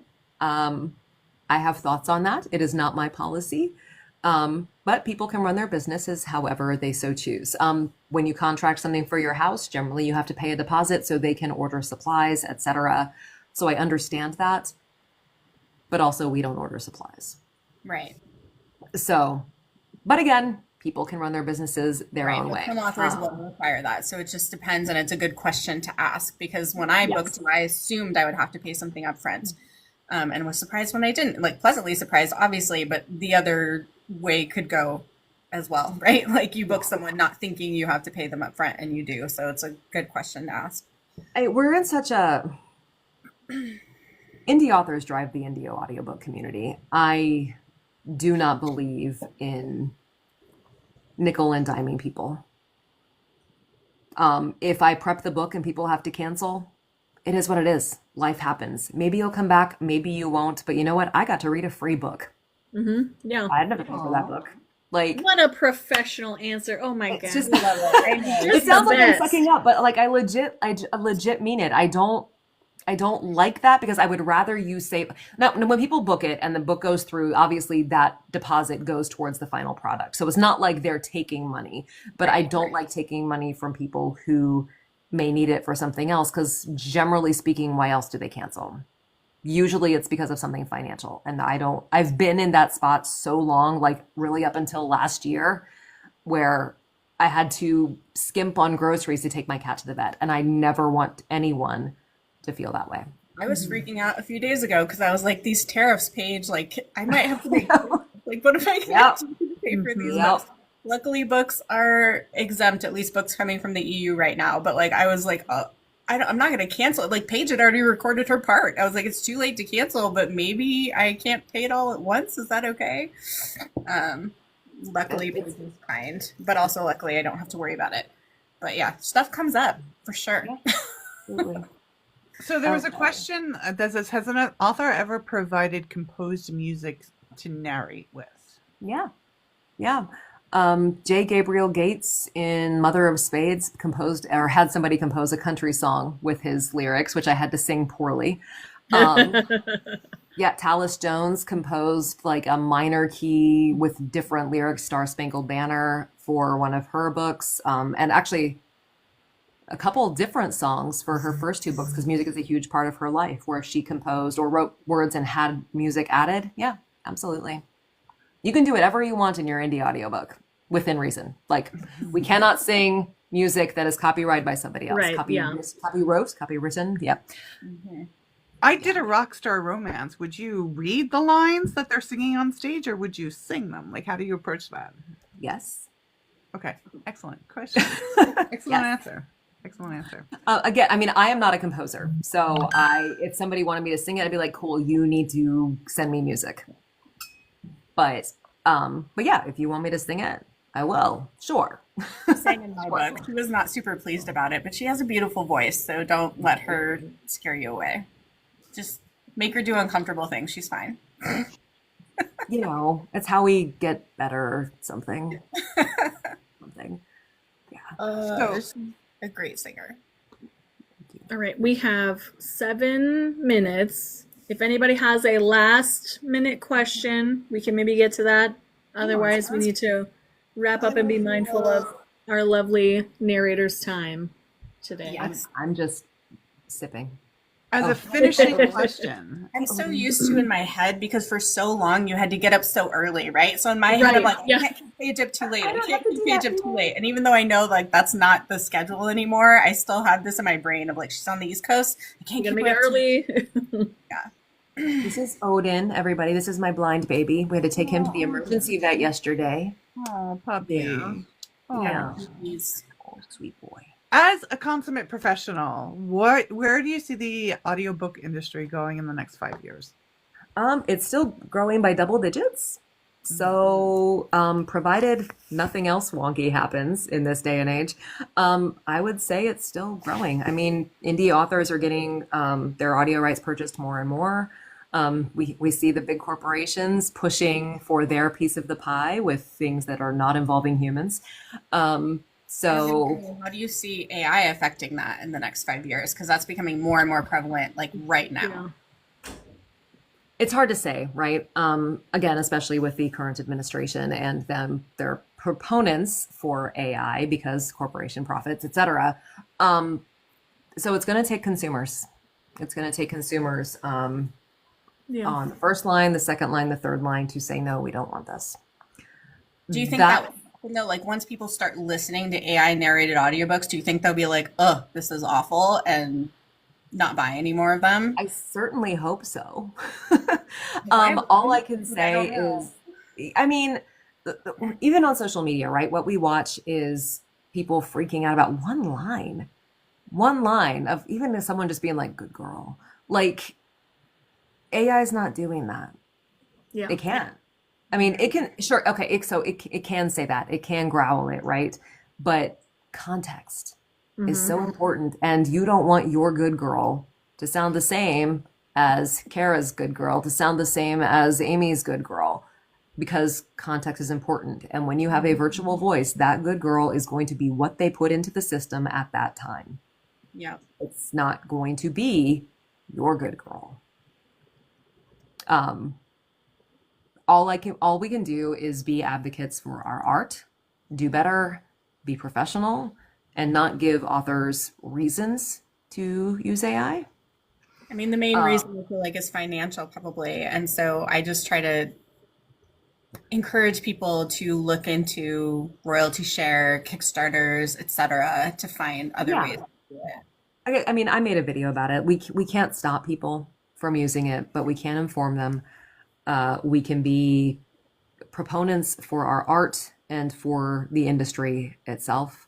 There's the human rights. I think there's an event on the 17th or something where human narrators are taking snippets and doing something like that. We have, the femme narrator takeover where we highlight femme narrators. And that's what we can do is we can uplift human voices in any capacity, in all artistic capacity, because Gen AI has no place in the arts, especially if it's not ethically sourced, which none of it is at the moment. So LK mentioned like still having lots of other questions, so this is a good time for me to let you guys know, because not everyone was here at the beginning. Paige has a free PDF to download, or Google Doc or something on her website to download, a guide for audiobooks for indie authors. So you go to pagevoice.com, click on the indie authors link, and you will find a free download. And hopefully if you didn't catch this whole thing, that will answer at least some of your questions. So make sure you go download that. I tell people about that all the time because I get questions. I'm like, I don't know. Like, I just pay people and they read my book. Go ask Paige. Yeah, and my email, my DMs, if I remember to check them, are always open. Email is actually better. I'm trying to step back from social media because it's not been great for my mental health. So trying not to doom scroll as much. But again, if you have questions, I do check every day. So even if I don't get back to you right away, like, please message me. Please ask questions. It is not a hardship. You do not have to hire me to ask questions. So often I see that the people who are like, oh, if you ask them questions, they expect you to hire. No, no. If someone expects you to hire them for answering questions, don't hire them. 'Cause I go to Paige with questions about other audiobooks I'm doing with other narrators. And she doesn't care. She's like, yeah, sure, I'll answer that. Knowledge will only uplift the industry, rising tides and all of that. So yeah, never be afraid to ask. Tink, I am going to upload this on YouTube. Soonish, not tonight, maybe not tomorrow, but I will upload this on YouTube. The I need to quality figure is out a better weird, way to. but What? I was just gonna warn everyone, the quality is kind of weird because of putting this onto YouTube it like puts it in a little box, but Well, but the audio is still fine. the Like, audio is fine. Yeah. everything still works fine. I'm just not like, I've done it once so far with this 2-hour video. I need to find better software, a better way to do it, because it took me way too long and I don't know what the problem was, but I don't know if it was my internet or the software, but yes, I am going to put it up. It just might not be right this second. And the one I did on Kickstarters, which FYI is how I pay for audiobooks, like non-ACX audiobooks, where I'm just paying the full per finished hour. The Kickstarter Indivisible AMA is up on my YouTube already, and this one will be soonish. So yeah, in that guide, which it's on my website, but also tinyurl.com/PR, my initials, audiobook production. We'll take you right to it, because otherwise it's a very complicated Google URL. But in that, there are links to the Kickstarter for Authors group on Facebook, which is a plethora of information. Rebecca Hefner's Marketing Audiobooks Wide, which is an amazing resource. Yeah. Just there's link, even if you're interested in production companies, I have a list of production companies to query and reach out who I have heard good things about or I have worked with personally. Obviously, not everybody is on there.